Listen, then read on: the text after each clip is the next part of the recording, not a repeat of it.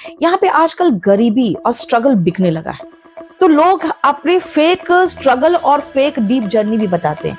मैंने 2 लाइन बहुत पहले कहा था कि अगर आपको आपके पिता की झूठियां और आपकी माँ की मजबूरियां अगर मोटिवेट नहीं कर सकती है, तो दुनिया में कोई भी आपको मोटिवेट नहीं कर सकता है। यानी नीतू सिंह मैम की कैरेक्टर डेवलपमेंट स्टोरी, एक जब फेलियर आता ना तभी वो एक स्टोरी बनती है। तो आपकी क्या है, एसएससी में अगर कोई प्रिपरेशन करने के लिए आ रहा है तो उन्हें जैसे बोला जाता है कि बैकअप प्लान होना चाहिए, तो होना चाहिए या फिर नहीं होना चाहिए? जस्ट इमेजिन कीजिए कि अगर आप इसको लीड करें एसएससी को, तो आप एसएससी में क्या क्या बदलाव लाना चाहेंगे? कुछ लाना चाहेंगे या फिर ये जो भी है सब कुछ ठीक है? देखो, अभी तो बहुत अच्छा हो गया है कि वो जल्दी जल्दी अपनी वैकेंसीज अनाउंस करते हैं, रिजल्ट जल्दी देते हैं, सब कुछ अच्छा हो गया है। मैं एक बदलाव जरूर करना चाहूंगी कि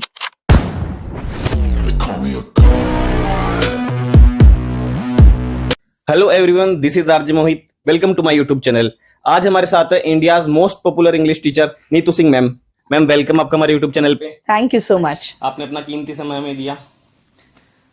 आज का इंटरव्यू बहुत ही इंटरेस्टिंग होने वाला है हमारे लिए भी और आपके लिए भी। वीडियो में लास्ट तक बने रहे और चैनल को सब्सक्राइब कर ले। तो मैम सबसे पहला मेरा क्वेश्चन ये है कि लोग आपको इतना देखना क्यों चाहते हैं, आपको इतना पसंद क्यों करते हैं?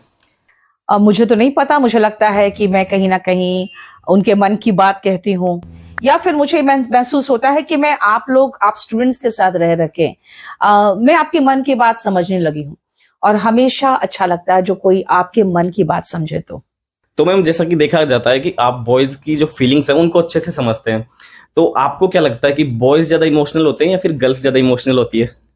देखो, आप डिपेंड करता है आप उस रिलेशन में कितने अंदर तक हो।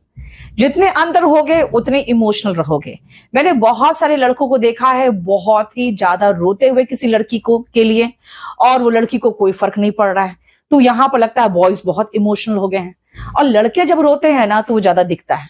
और कहते हैं लड़कियां तो रोती रहती है, तो इसलिए वो दिखता नहीं है। लेकिन कई बार मैंने देखा है गर्ल्स भी किसी रिलेशन में बहुत इमोशनल हो जाती है, और लड़का बिल्कुल उसको अपने लाइफ से बिल्कुल काट के फेंक देता है। तो मुझे नहीं महसूस होता ऐसा कि हाँ बॉयज ज्यादा इमोशनल है कि गर्ल्स इमोशनल है। डिपेंड करता है कि वो उस रिलेशन में कितना अंदर तक है, उस पे डिपेंड करता है वो कितना इमोशनल होगा। और मैम अगर रिलेशन को थोड़ा साइड में रखें और जैसे लाइफ के पर्पज से देखें, तो फिर कौन इमोशनल है? देखो, लड़कों को सिखाया जाता है कि तुम लड़कियों की तरह रो रहे हो, ऐसा क्या दिखा रहे हो, लड़कियों की तरह कर रहे हो। तो लड़के अपने इमोशन को अंदर तक समेट के रखते हैं। एक छोटा सा एग्जांपल मैं आपसे पूछती हूँ, आपने अपने फादर का आखिरी बार गले कब लगाया था, ये बताइए। मुझे नहीं याद। तो फिर आप लड़कों को ट्रेन ही किया जाता है कि अपनी इमोशंस नहीं दिखाने, वरना देखा जाए तो दोनों इंसान हैं, दोनों में इमोशंस होते हैं। कुछ लोगों को एक ट्रेन किया जाता है कि आप इमोशंस नहीं दिखाओगे, और लड़कियों को ट्रेन किया जाता है लड़की होने का। उनको खिलौने में गुड़िया हिला के दिया जाएगा, आपको कार हिला के दिया जाएगा। क्यों, मुझे भी कार का बहुत शौक है, मैंने भी 1-2 अच्छे महंगे कार ले लिए हैं। तो ये क्यों मान के चलते हैं कि ये लड़का है, ये लड़की है, ये कार से खेलेगा, ये गुड़िया से खेलेगी। आप ये मत समझिए कि लड़का है तो रो नहीं सकता। इमोशन अगर अंदर है तो रो लेना चाहिए, वरना हार्ट अटैक के शिकार हो गया आप। तभी बॉयज में ज्यादा अटैक आते हैं। Okay ma'am. और मैम आपने इंग्लिश में इतना नाम कमा लिया, आप इतने अच्छे तरीके से समझाते हैं कि लोग आपसे अच्छे से कनेक्ट करते हैं। तो जो अदर इंग्लिश के टीचर हैं उन्हें ऐसा क्या करना चाहिए कि वो भी ऐसा कर सके आपके जैसा, क्योंकि उनके लिए आप कहीं ना कहीं आइडियल हैं? देखिए, इंग्लिश मैंने तब पढ़ाना शुरू किया था जब यूपीएससी में यहाँ पे इंग्लिश में बच्चे फीस देते थे मात्र 500 से 1000 रुपये, और बाकी जो सब्जेक्ट्स होते थे उनको 20,000 रुपया फीस देते थे, क्योंकि उनके ऑप्शनल होते थे। मुझे बहुत लोगों ने कहा कि मैम आप भी लॉ ग्रेजुएट है, आप कुछ लॉ का पढ़ाओ, आप देखो लॉ में कितना मार्केट है। मैंने कहा भाई मैं खुद ही दुक्की पढ़ के मैंने लॉ पास किया है, तो मैं कहाँ से, दुक्की मतलब होता है उसके वो की आते थे वो पढ़ के मैंने पास किया, उसी से क्वेश्चन फंस जाते थे, तो मैं कहाँ से पढ़ा पाऊंगी। देखिए, जो भी चीज आप पढ़ाते हो उससे दिल से कनेक्टेड होना जरूरी है। अगर आप उसको अपने दिल से कनेक्टेड हो तो आप उसको बहुत अच्छे से एक्सप्रेस कर सकते हो। मेरा मानना बहुत सारे ऐसे टीचर्स हैं जो सिर्फ इसीलिए पढ़ा रहे हैं क्योंकि वो और कुछ नहीं कर पाए इसलिए पढ़ा रहे हैं। तो मुझे मानना है कि पहले तो आप दिल से कनेक्टेड हो, जो चीज आप पढ़ा रहे हो पहले आप उससे प्यार करो। दिन रात उसके बारे में दिमाग में चलता रहेगा, तो आपको डिफरेंट तरीके आएंगे कि उसको कैसे समझाया जा सकता है। बच्चों को उसी के लाइफ से एग्जाम्पल देकर समझाओ, ज्यादा अच्छे से समझ में आता है। इसीलिए टीचर्स को बहुत ज्यादा थ्योरेटिकल लैंग्वेज, बुक का लैंग्वेज नहीं, उनको एक आम भाषा जो दिल से दिल तक की बात पहुंच सके, उस लेवल में आना पड़ेगा, तभी वो ज्यादा सक्सेसफुल हो पाएंगे। Okay ma'am. एंड मैम आजकल देखा जाता है कि बहुत से एस्पिरेंट ऐसे हैं जो आपसे पढ़ते हैं, आपकी बुक पढ़ते हैं या फिर आपसे पढ़ते हैं, लेकिन सिलेक्शन हो जाने के बाद कुछ तो बता देते हैं कि हमने नीतू मैम से पढ़ा है, लेकिन कुछ नहीं बताते। तो आप कभी ना कहीं आपने भी सुना होगा, तो तब आपको कैसा फील होता है एज ए टीचर कि हमसे पढ़ा, कम से कम बोल तो देना चाहिए था? देखो बात क्या है ना, कोर्स वाले बच्चे कई बार अभी भी मना कर देते हैं कि नहीं हमने कोर्स नहीं पढ़ा, हमने बुक पढ़ा। तो बुक इसलिए उनको बोलना पड़ जाता है क्योंकि अगर वो कहेंगे नहीं हम नीतू मैम के बुक भी नहीं पढ़े हैं, तो इसका मतलब कहीं ना कहीं झूठ बोल रहा है। तो इसीलिए उनको बुक तक तो कबूल करना पड़ता ही है कि बुक पढ़ा है, और उसके बाद वो कह देते हैं कि नहीं मैंने नहीं पढ़ा है। तो देखो बात क्या है ना, बच्चों की इच्छा है वो बोले चाहे नहीं बोले, हम उन पर दबाव नहीं डालते हैं। लेकिन जब कोई इंस्टीट्यूट किसी को खरीदने की कोशिश करता है और बच्चा इतना ज्यादा पैसा अचानक देखकर वो लालच में आ जाता है, तब बुरा लगता है। फिर भी मैं बच्चे के खिलाफ नहीं हूं, मैं उन इंस्टीट्यूट्स के खिलाफ हूं जो बच्चों को खरीदते हैं। तो बुरा लगता है, लेकिन ठीक है यार, अगर आपको मैंने कह दिया कि मैं तुमसे बहुत प्यार करती हूं और तुम्हारी तरफ से जवाब नहीं आया, तो मैं क्या करूंगी, मैं चुप हो जाऊंगी। अब ये थोड़ी कि मैं आपसे लड़ने लगूं, क्यों नहीं करोगे तुम? तो वो चीज नहीं हो सकता ना, ठीक है। Okay ma'am. And ma'am Jaipur के जो स्टूडेंट्स हैं उनकी काफी रिक्वायरमेंट है कि नीतू मैम जयपुर में कब पढ़ाने आ रही है? देखो बात क्या है, जयपुर के बच्चे हमें बहुत प्यार दिए हैं, बहुत अधिक प्यार दिए हैं, और जब भी मैं वहां जाती हूँ तो मन करता है कि नहीं नहीं मैं जल्दी आऊं, फिर से जल्दी आऊं। लेकिन यहाँ आजकल क्या है ना, मैं डबल शिफ्ट हो गया है मेरा। पहले तो ऑफलाइन था खाली, अब ऑफलाइन प्लस ऑनलाइन हो गया है। पब्लिकेशन का काम अलग से रहता है, तो थोड़ा सा मैं बहुत ज्यादा बिजी हो जाती हूँ, इसीलिए फंस जाती हूँ। वरना मैं जल्दी आऊंगी फिर से मिलने, लेकिन क्लास लेना बहुत मुश्किल हो गया। वहां के लिए ही क्या मतलब, मैं यहाँ कह सकती हूँ कि मेरा यहाँ पर भी मुखर्जी नगर में भी एक बैच बन के 1.5 महीना इंतजार करते हैं बच्चे कि बैच अब शुरू होगा, और बैच शुरू होने में डिले होता है क्योंकि मैं एक बैच को पूरा कंप्लीट करूंगी। क्योंकि अभी देखो ऑफलाइन कभी मेरी करीबन 6 घंटे क्लास चल रही है, यानी 4 बैच चल रहा है, तो एक बैच खत्म होगा तभी मैं दूसरा लूंगी। तो यहाँ के बच्चे भी इंतजार करते रहते हैं।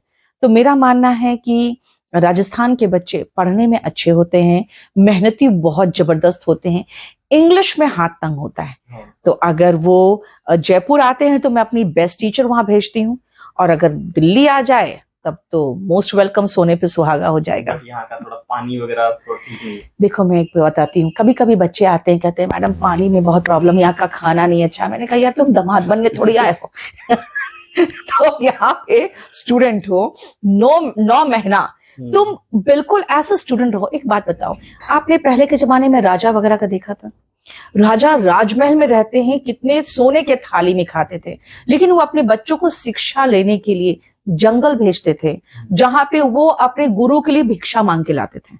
इसका मतलब है कि एक समय आपको कठिनाई का सामना करना चाहिए। और मैं आपको फ्रैंकली बताती हूँ, 9 से 10 महीने जो आप दिल्ली में रहते हो ना, वो आपको खराब से खराब एनवायरनमेंट में जीना सिखा देता है। बहुत इमोशनल एंड फिजिकल पेन में भी कोई साथ नहीं है, ये भी सिखा देता है। अपने सामान कैसे ढोगे, कैसे संभालोगे, वो भी सिखा देता है। कई बार ऐसा होता है कि आपको बहुत बड़ा प्रॉब्लम हो गया और कोई भी नहीं आपके माँ बाप, वो भी सिखा देता है। लेकिन हम लोग सब यहाँ ऐसे फैमिली रहते हैं। आप एक लड़के हो, कोई दूसरा लड़का है, कोई प्रॉब्लम होगा वो तुरंत आपके साथ खड़ा हो जाएगा। केडी कैंपस में एक लड़के के लिए पूरा का पूरा क्लासरूम खड़ा हो जाता है, पूरा क्लास खड़ा हो जाता है। अब आप सोचो 400 से 500 बच्चे अगर एक साथ खड़े हो गए किसी के लिए, तो अगले का तो हाथ पैर फूल जाता है। तो आपको ये बहुत सारी चीजें सिखाता है, कैसे टीम वर्क करना है, अपना सामान खुद व्यवस्थित करना है, कपड़े नहीं धोगे तो कल क्या पहनोगे उसकी भी चिंता है। 9 से 10 महीना या तो दिल्ली आओ, नहीं तो कहीं भी हॉस्टल में रह जाओ, कहीं भी ऐसा जगह पे जहां पर अपना सब कुछ करना पड़े। और ऐसा कोई नहीं पानी वानी खराब यहाँ पे, आपको यहाँ सस्ता से सस्ता खाना और बढ़िया से बढ़िया खाना जो आपका पॉकेट अलाउ कर सकता है, वो सब कुछ प्रोवाइडेड है यहाँ पे। और रूम लेके भी रह सकते हो। रूम लेके भी रह सकते हो, पीजी में रह सकते हो, अपने 2 फ्रेंड्स को एक रूम में 2-3 फ्रेंड एक साथ रह लो। यहाँ पर जैसे आज क्लास खत्म होती है, एक लड़के ने कहा कि मैम मेरा ग्रामर खराब है क्योंकि मैं इंग्लिश मीडियम में पढ़ा हूं और हमने कभी इतनी ग्रामर पे ध्यान नहीं दिया था। इसका तो पूरा का पूरा इंग्लिश खराब है, ये तो कुछ बोल ही नहीं पाता है, इसके साथ मैं बोलता हूं तो ये चुप हो जाता है।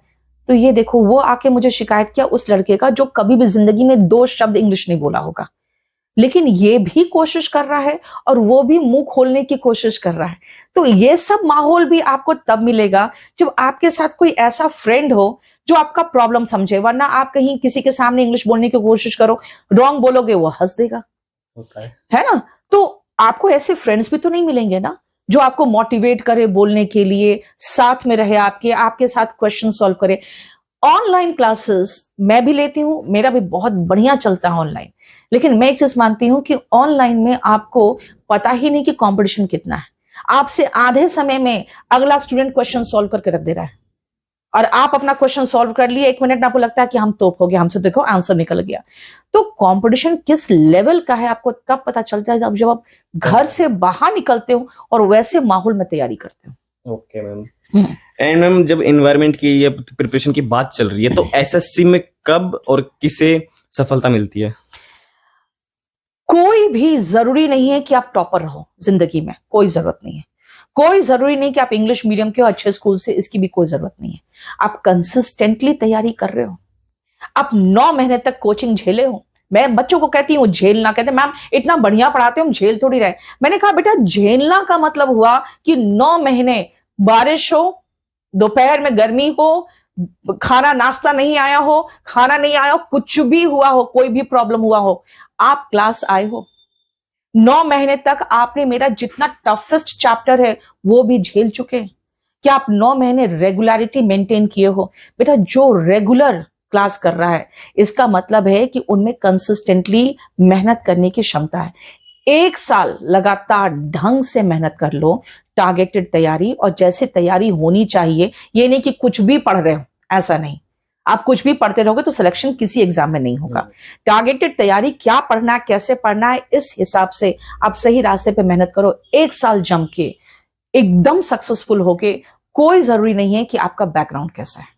एंड मैम, अगर आपको एसएससी में कुछ बदलाव करना पड़े, जस्ट इमेजिन कीजिए कि अगर आप इसको लीड करें एसएससी को, तो आप एसएससी में क्या क्या बदलाव लाना चाहेंगे? कुछ लाना चाहेंगे या फिर ये जो भी है सब कुछ ठीक है? देखो, अभी तो बहुत अच्छा हो गया है कि वो जल्दी जल्दी अपनी वैकेंसीज अनाउंस करते हैं, रिजल्ट जल्दी देते हैं, सब कुछ अच्छा हो गया है। मैं एक बदलाव जरूर करना चाहूंगी कि जो जैसे ये जीएस के क्वेश्चन सेट करते हैं उसमें बहुत जरूरी है बदलाव। ये करंट के नाम पे 2020-21 का पूछ लेते हैं, ये कुछ भी पूछ लेते हैं जिसका कोई रेलेवेंस ही नहीं है और ना ही कोई टीचर उसको पढ़ाएगा। मतलब कुछ ऐसे क्वेश्चंस। मेरा कहना है कि जब जीएस बच्चा इतना बढ़िया से पढ़ रहा है तो एक सिस्टमैटिक तरीके से क्वेश्चन पूछिए। पहले भी क्वेश्चंस आते थे, उनको मैं बहुत अच्छे से समझा देती थी कि देखो 2 हिस्ट्री से है, 2 पॉलिटी से है, 2 इकोनॉमिक्स से है, 2 करंट से है, अच्छा 2 आपके ज्योग्राफी का उस जो लाइन ऑफ कंट्रोल वगैरह होता है, यानी कि जो बॉर्डर होते हैं उससे पूछा है, इस देश के बीच का बॉर्डर क्या है। 2 क्वेश्चन ऐसे होते हैं जो आर्ट एंड कल्चर से होते हैं, किस तरह का डांस होता है उससे पूछा गया है। देखो, बुक्स से पूछा गया है, और बुक्स में भी कोई या तो बहुत फेमस पहले का बुक हो या तो एकदम लेटेस्ट जो करंट का बुक कोई लिखा है उससे रिलेटेड है। स्पोर्ट्स से 2 पूछे जाते हैं। तो ऐसे हम पहले समझा देते थे कि ऐसे से पूछे जाते हैं। हालांकि 1-2 क्वेश्चन पहले भी एसएससी ने कभी भी बहुत बढ़िया सिस्टमैटिक तरीके से जीएस नहीं पूछा। तो मेरा कहना है कि जीएस के क्वेश्चन थोड़ा बढ़िया सिस्टमैटिक तरीके से उन्हें पूछना चाहिए। तो क्या मैम, आपको क्या लगता है कि ये ओनली एक ही कमी है इसके अंदर? देखो बेटा, बात क्या है, कमी और कुछ नहीं है, लेकिन एक प्रॉब्लम और मुझे देखने को मिलता है। जीडी का क्वेश्चन हो, सीजीएल का क्वेश्चन हो, कुछ तो डिफरेंस होना चाहिए। सीएचएसएल 12th लेवल का है भाई, सीजीएल में आप मेंस में, ग्रेजुएट लेवल के मेंस में पूछ रहे हो, कुछ लेवल डिफरेंट होना चाहिए। ऐसा लगता है जैसे इनके पास एक ही क्वेश्चन बैंक है, उसी से जीडी में, एमटीएस में, सीएचएसएल में, स्टेनो में, सीजीएल में, सीएचएल सब जगह पूछ रहे हैं। आप अगर लेवल अलग अलग किए हो तो थोड़ा लेवल वाइज भी क्वेश्चन रखना चाहिए, वो ये नहीं रखे हैं। अच्छा, एक और प्रॉब्लम हो गया, पिछले साल 45 क्वेश्चन का जो मेंस हुआ उसमें 6 इन्होंने सेंटेंस अरेंजमेंट पूछा, 6 3 18, 18 मार्क्स का इन्होंने सेंटेंस अरेंजमेंट पूछा और अच्छे लेवल का सेंटेंस अरेंजमेंट पूछा। इस बार बच्चों ने बहुत अच्छे से प्रैक्टिस करके सेंटेंस अरेंजमेंट गए, एक भी सेंटेंस अरेंजमेंट नहीं आया, नहीं। तो इनको कम से कम ये तो देखना चाहिए कि हमें कहां कहां से कितने क्वेश्चंस पूछने हैं। अगर वो भी प्रॉपर तरीके से डिमार्केट कर दे तो बच्चा तैयारी प्रॉपर तरीके से कर सकेगा। Okay ma'am. And ma'am SSC में अगर कोई प्रिपरेशन करने के लिए आ रहा है तो उन्हें जैसे बोला जाता है कि बैकअप प्लान होना चाहिए, तो होना चाहिए या फिर नहीं होना चाहिए? बैकअप प्लान का मतलब क्या है? अगर आप कह रहे हो ग्रेजुएशन करके वो आ रहे हैं तो मैं मानती हूं कि भाई आप बैकअप प्लान तब लेके चलते हो जब आप 25, 26, 27 साल में पहुंच रहे हो तैयारी करने। जो जनरली हम देखते हैं बिहार के बच्चे कर जाते हैं, क्योंकि वो पहले खुद कोशिश करते हैं, फिर मोहल्ले के वालों के द्वारा कोशिश करवाए जाते हैं, फिर रिश्तेदार करते हैं, फिर कोई एक लोकल टीचर करता है, और जब वो यहां पहुंचता है तो 25 साल के ऊपर होता है। वही हरियाणा, राजस्थान वगैरह से जो बच्चे आते हैं 18-19 साल में फर्स्ट ईयर में एडमिशन लिया आ गए। कुछ बच्चे पटना वाले भी इतने अब सिंसियर हो गए, फर्स्ट ईयर एडमिशन लिए आ गए। लेकिन अब वहां पे एक प्रॉब्लम हो गया है कि आपका ग्रेजुएशन में अटेंडेंस चाहिए, तो उनका कहना है कि मैम फिर हम लोग को वापस जाना पड़ा, बहुत सारे बच्चों को। मेरा मानना है कि जैसे आप ग्रेजुएशन में आए हैं, ग्रेजुएशन में ऐसा सब्जेक्ट ले लो, हो सके तो कॉरेस्पॉन्डेंस ले लो, जिससे आप घर बैठे भी तैयारी कर सकते हो और एग्जाम देने जाना पड़े आपको। इस बीच आप 18-19 साल में ही आप तैयारी शुरू कर दो एग्जाम का, एसएससी का। जैसे आपका उधर ग्रेजुएशन खत्म होगा वैसे ही आपका सिलेक्शन हो जाएगा। जो मैंने क्लास में प्रूव कर दिया था, रैंक नंबर 14, 15, 16, ये जिस दिन आए थे 41 में, मैंने हॉल में तीनों का उम्र पूछा था, 20.5, 21, बस यही थे एज उनके। अब 20.5, 21 साल में कोई बैकअप प्लान की जरूरत नहीं है, उस टाइम पे जरूरत नहीं है। आप ग्रेजुएशन खत्म किए और आपका हो गया, तो पहले से आदमी को, एक इंसान को समझना चाहिए कि मुझे करना क्या है। आपको अगर एसएससी करना है तो 12th के बाद तैयारी शुरू कर दीजिए। अगर आपको सिविल सर्विसेज करना है तब भी 12th के बाद तैयारी शुरू करना चाहिए। इस उम्र में कोई बैकअप प्लान नहीं होता है। बैकअप प्लान तब होता है जब 24, 25, 26 साल में देखते कुछ नहीं हो रहा है तो चलो बीएड कर ले ताकि टीचिंग का भी लाइन खुल जाए, तब बैकअप प्लान की बात होती है। अगर आपने पहले से टारगेट बना रखा है तो आपको कोई बैकअप प्लान की जरूरत नहीं है। Okay ma'am. एंड मैम एक चीज होती है कि लाइफ में जैसे कुछ लोग डिमोटिवेट होते हैं, तो लाइफ में वो डिमोटिवेट कब होते हैं? जब वो फेल होते हैं। तो क्या लाइफ में फेल होना जरूरी है या नहीं है? आपको लाइफ में फेल होना बहुत जरूरी है। कितना जरूरी है? बहुत जरूरी है। द रीजन इज, जब आप फेल होते हो तो आप फेल होने का वो जो मजा होता है वो चखते हो, जो बहुत कड़वा होता है। बट उस टाइम पे वो अच्छा नहीं लगता। वो अच्छा बिल्कुल नहीं लगता है, लेकिन जब आप फेल होते तो आपको पता चलता है हम फेल क्यों हुए। आप एक चीज मार्क किए हो, जो आपने 10th और 12th में एग्जाम में बाय चांस ऐसी कोई गलती की थी, वो देखोगे आप कि उसका आंसर बाद में आपको अभी तक याद होगा, राइट? जो गलती करके आते हो उसके आंसर बाद में जिंदगी भर याद रह जाता है कि यार ये गलती किया था, इसका आंसर ये होना चाहिए था। मैं मानती हूं वो आपको स्ट्रांग बनाता है, और अगर आप स्ट्रांग बनते हो तो आगे क्या होता है, बाय चांस आगे जाके जिंदगी में कभी ऐसा ठोकर लगे तो आप संभल जाते हो। आपने सुना होगा कितने ऐसे सिविल सर्वेंट्स होते हैं, 2-3 सिविल सर्वेंट्स का मैं आपको उदाहरण भी दे सकती हूँ, हालांकि नाम लेना नहीं चाहूंगी, जिन्होंने सुसाइड किया, अपने ही रिवॉल्वर से अपने आप को गोली मार ली, ठीक है ना। शादी में प्रॉब्लम हुआ तो उन्होंने बिल्कुल बेरागे ले लिया। मेरा कहना है शादी में प्रॉब्लम हुआ तो वो क्यों सुसाइड कर लिया? क्योंकि उन्होंने कभी भी ये सेटबैक नहीं झेला था। लाइफ में किसी भी स्टेज में सेटबैक आ सकता है। जरूरी नहीं कि आप अगर अपने प्रोफेशनल लेवल पे सक्सेसफुल हो तो पर्सनल लेवल में सेटबैक नहीं आएगा, लेकिन जब आप फेल करते हो तो अंदर से स्ट्रेंथ मिलता है, स्ट्रांग होते हो। तो जरूरी नहीं कि फिर आपके प्रोफेशनल लाइफ में, पर्सनल लाइफ में भी प्रॉब्लम आएगा तो भी उस सेटबैक झेल सकते हो, क्योंकि आप अंदर से स्ट्रांग हो चुके हो। तो हमेशा याद रखना कि ऐसे हर्डल्स लाइफ में आते हैं, आने चाहिए, जो आपको मजबूत बनाता है। मैम जैसा कि आपने कहा कि सेटबैक आना चाहिए, फेलियर आना चाहिए, तो आपकी कैरेक्टर डेवलपमेंट स्टोरी क्या है? यानी नीतू सिंह मैम की कैरेक्टर डेवलपमेंट स्टोरी, एक जब फेलियर आता ना तभी वो एक स्टोरी बनती है, तो आपकी क्या है? देखिए, जब आपके लाइफ में बहुत बड़े बड़े प्रॉब्लम्स आते हैं ना, तभी आप कमाल करते हो, वरना स्मूथ लाइफ जीते रहो तो कभी कमाल नहीं कर सकते हो, क्योंकि आप इतने कंफर्ट जोन में होते हो। जब कंफर्ट जोन में होते हो तो आप वो मेहनत और वो कमाल करने की आपकी इच्छा भी नहीं होती, और कई बार ऐसा होता है, लोग पूछते हैं मुझसे, मैम आप इतने स्ट्रांग कैसे हो? मैंने कहा इसके अलावा चारा था क्या मेरे पास? कुछ नहीं था। मेरे पास क्या चारा था? सुसाइड कर लेना, या तो फिर उससे उबर के निकलना। तो मैंने दूसरा रास्ता चुना। तो मेरा ये कहना है कि आपके लाइफ में प्रॉब्लम्स आते हैं तो आप स्ट्रांग होते हो, और बहुत बड़े बड़े प्रॉब्लम्स आते हैं तो आप कमाल करते हो। तो मेरे लाइफ में बहुत बड़े बड़े प्रॉब्लम्स आए हैं। तो ऐसा कोई इंसिडेंट है जो जिससे आपका कैरेक्टर एकदम से ऐसे डेवलप हो गया हो? एकदम से डेवलप नहीं होता बेटा। जैसे इंग्लिश में अभी भी मैं अगर पूरे बतरा सिनेमा में 3-3,500 बच्चे भरे पड़े, मैं बोलती हूँ कहीं से कोई क्वेश्चन पूछना है पूछो। अगर मैंने बोला तो कैसे बोला, कहीं पर सबके पास माइक पास पास खड़े हैं स्टाफ माइक देने को, वो कुछ भी पूछ सकता है। इतना कॉन्फिडेंस इसलिए आया क्योंकि मैंने घूम घूम के बस में ट्यूशन पढ़ाए हैं, और बच्चा कहीं से कुछ भी क्वेश्चन पूछता था तो फिर घर आके देखती थी भाई पूछा क्या। बस में सफर, अरे तो मैं दिल्ली में क्या अपने पोर्शे में आई थी क्या? बस में यहाँ पर तो अभी बेटा आप लोग के पास बहुत अच्छा सिस्टम है दिल्ली में, आपके पास मेट्रो है और एयर कंडीशन बसेस है। हमारे समय में 2 तरह की बसें होती थी, एक ब्लू लाइन और एक डीटीसी। दोनों मतलब कहते हैं बिल्कुल रद्दी लेवल का बस होता था उस समय, जिसमें आप बिल्कुल ठसाठस भरी बस, और बहुत ही बुरे सिचुएशन में आपको ट्रैवल करना पड़ता था। तो उस समय जब मैं घूम घूम के घर होम ट्यूशंस पढ़ाती थी, तो भाई जब बच्चे कुछ क्वेश्चन पूछते थे तो मुझे लगता था ये क्या पूछा, फिर मैं कहती थी उसको ठीक है मैं कल बताऊंगी, घर आके फिर देखती थी। तो ऐसे कर करके मैंने अपने जो पढ़ाने का तरीका है वो एनहांस होता गया। आज मैंने कहा ना, आप कहीं से क्वेश्चन पूछो मैं जवाब दे सकती हूँ। क्यों? क्योंकि इतना एक्सपीरियंस हो चुका है। तो ये आपको प्रोफेशनल जो मेरा में इंप्रूवमेंट आया वो बहुत ज्यादा स्ट्रगल से आया, क्योंकि मैंने बहुत नीचे लेवल से शुरू किया है। जब मैंने मुखर्जी नगर में शुरुआत किया तो 4 बच्चों से किया, वो भी स्पोकन पढ़ने आए थे। 2-4 बच्चे कंपल्सरी इंग्लिश पढ़ने आए। जब अच्छा पढ़ाया उनको तो उन्होंने अपने दोस्तों को भी लेके आए। तो ऐसे ही हमारा जो प्रोफेशनल डेवलपमेंट है ऐसे हुआ।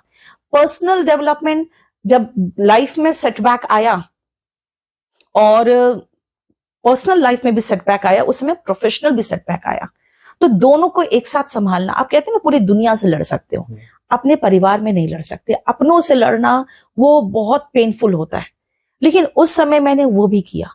तो धीरे धीरे ये सब चीजें ऐसा होता है ना कि आपको अंदर से इतना मजबूत बना देता है कि फिर कोई भी प्रॉब्लम लाइफ में आए तो लगता है कि मैं निपट लूंगी।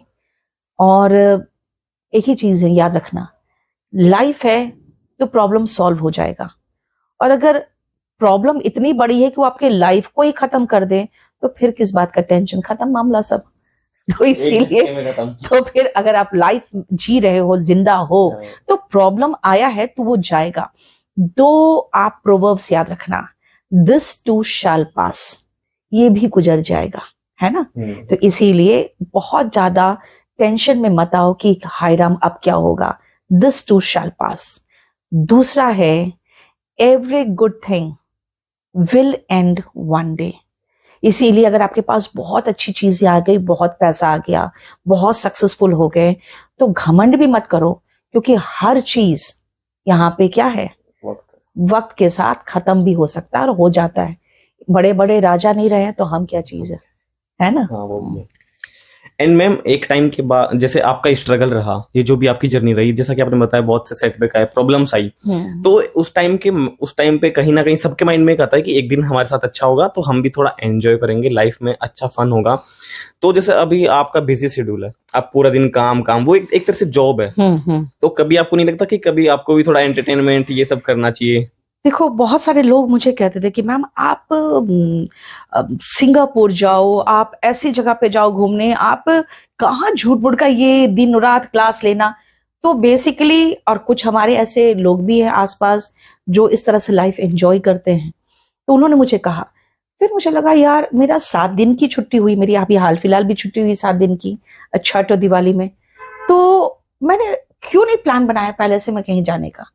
अल्टीमेटली मैं आपको बताती हूँ, आप अंदर पूछो कि आपको खुशी कौन देता है, खुशी किस चीज से मिल रही है। कोई जरूरी नहीं कि आपको जिस चीज से खुशी मिल रही है मुझे भी उसी चीज से खुशी मिले। आपको घूमने में खुशी मिलता है, घूमो। आपको अच्छा लगता है लोगों से मिलना, आप उनसे मिलो। आपको अच्छा लगता है छुट्टी में अकेले बैठ के पढ़ना, आप पढ़ो। खुशी बहुत ही ऐसा नहीं है कि एक ऐसा चीज है जो सबको एक ही चीज खुशी दे।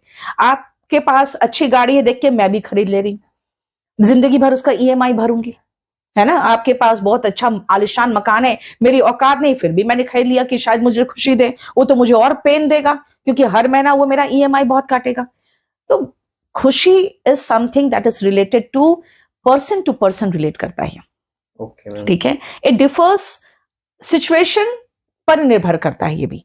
तो इसीलिए मुझे घूमना फिरना बहुत पसंद नहीं, और फ्रैंकली बताती हूँ मुझे अच्छा लगता है पढ़ाना, बच्चों के साथ क्लास में रहना।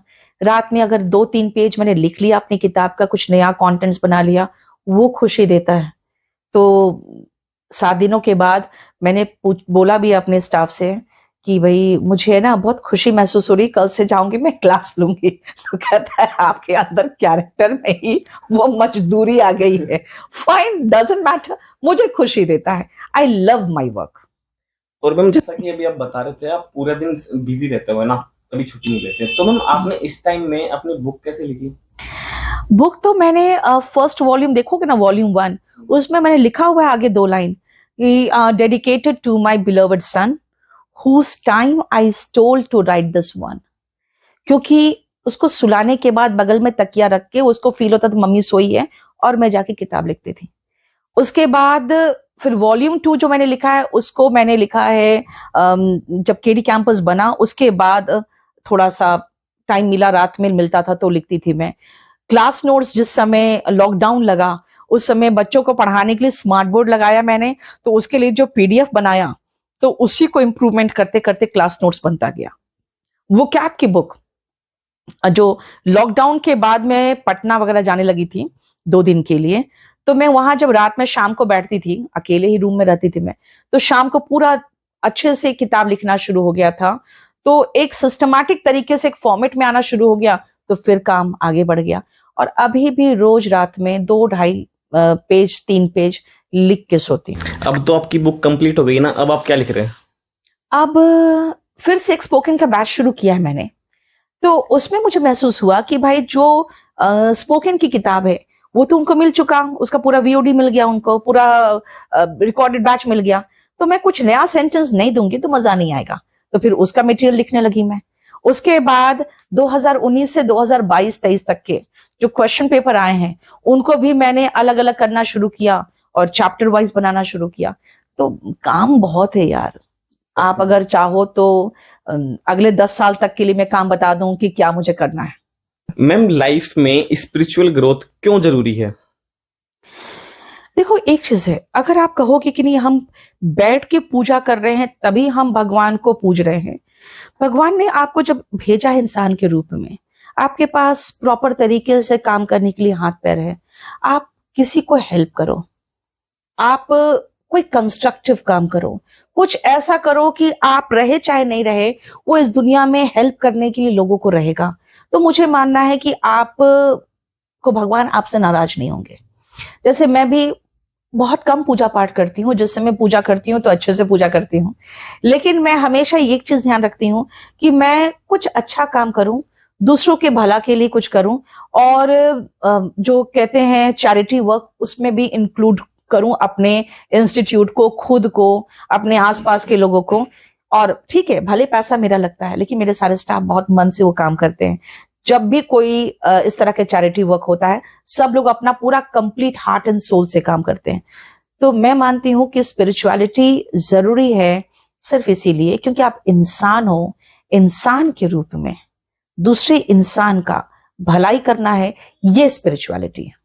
एंड मैम लोग डीप कन्वर्सेशन जो होती है उसे इतना पसंद क्यों करते हैं आज के टाइम पे? डीप कन्वर्सेशन का मतलब? डीप कन्वर्सेशन जैसे मतलब अगर आप अपनी जर्नी बता रहे हैं तो वो बहुत डीप में जा रही है, कहीं ना कहीं आप अपनी जर्नी बता रहे हैं कि हम मेरे साथ ऐसा हुआ था तो मैंने उस टाइम पे ऐसे उसको फेस किया, तो कहीं ना कहीं लोग इंटरेस्ट लेते हैं।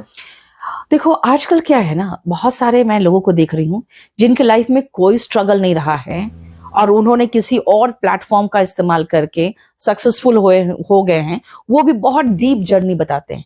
यहाँ पे आजकल गरीबी और स्ट्रगल बिकने लगा है, तो लोग अपने फेक स्ट्रगल और फेक डीप जर्नी भी बताते हैं। मेरा कहना है कि जो स्टूडेंट्स हैं वो जो मोटिवेटेड होते हैं टीचर्स से या किसी से भी, वो उनके जर्नी से जो मोटिवेट होते हैं ना, आप सबसे पहले ये देखो कि भाई आप जिस सिचुएशन में हो आपको उससे निकलना है। आप किसी से मोटिवेटेड हो रहे हो, बहुत अच्छी बात है, लेकिन बहुत स्ट्रांगली अपने सिर्फ पेरेंट्स को देखो जो उस हालात में रहते हुए भी आपके लिए क्या किए। तो आप किसी और से बहुत ज्यादा मोटिवेटेड होने के बदले में आप अपने पेरेंट्स से मोटिवेटेड होइए, जिन्होंने आपको ऐसे सिचुएशन में भी ग्रेजुएशन करा दिया, अच्छे कॉलेज से पढ़ा दिया। और हमेशा मैं आपको समझाती हूं कि बहुत सारी चीजें बहुत फेक है। अगर आप यहीं पर देखें तो आपको लगेगा भाई इतना बढ़िया सा पौधा है, ये फेक है। अगर आप देखें तो आप देखोगे बहुत सारी चीजें आसपास जो बहुत फेक है। तो आप बहुत ज्यादा ऑनलाइन डीप कन्वर्सेशन पे नहीं जाके आप रियल लाइफ जो स्ट्रगल है उनको देखिए, आसपास को देखिए, मोटिवेटेड अपने पेरेंट्स होइए। मैंने 2 लाइन बहुत पहले कहा था कि अगर आपको आपके पिता की झूठियां और आपकी माँ की मजबूरियां अगर मोटिवेट नहीं कर सकती है तो दुनिया में कोई भी आपको मोटिवेट नहीं कर सकता है। ये सिर्फ आधे घंटे का वो है जो पटाखा नहीं होता है, फुस करता खत्म, बस वही होता है। आधे घंटे में ही आपका सारा मोटिवेशन उतर जाता है और आप झूठ मूठ का अपना टाइम रील्स में वेस्ट करते हो और कुछ नहीं। तो thank you so much ma'am, आपने अपना कीमती समय हमें दिया। Thank you so much. और बहुत अच्छा लगा। इसके चैनल को फॉलो करो, सब्सक्राइब करो चैनल को, क्योंकि बेटा याद रखना, बहुत सारे लोग कहते हैं मेरे जैसे, ये मेरे ऑफिस में मैम वहां से खबर आ गई, मैम बहुत छोटा चैनल है, क्या दीजिएगा इंटरव्यू। बेटा आप लोग क्या हो, सबसे पहले मैं अच्छे से बता दूं, आप लोग मेरे बच्चे हो और आप लोग को मैं मोटिवेट इसलिए करना चाहती हूं कि हमेशा शुरुआत बहुत छोटे से होता है। मैंने कहा था सिर्फ 4 बच्चों से मेरी शुरुआत हुई थी। तो हमेशा शुरुआत बेटा बहुत छोटे से होता है, लेकिन आपके सपने बड़े होने चाहिए। इसलिए मैं मानती हूं कि जयपुर से ये आके दिन भर मेरा इंतजार किया और मैं शाम को फ्री हो पाई हूं, तो मैंने इसको शाम को इंटरव्यू दिया। जरूर इस चैनल को आप सब्सक्राइब करो और इनको फॉलो करो। Thank you so much.